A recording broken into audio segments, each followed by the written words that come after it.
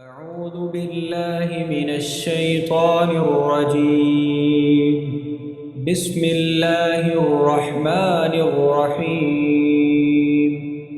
والتين والزيتون وطور سينين وهذا البلد الأمين لقد خلقنا الإنسان في أحسن تقويم ثم رددناه أسفل سافلين إلا الذين آمنوا وعملوا الصالحات فلهم أجر غير ممنون.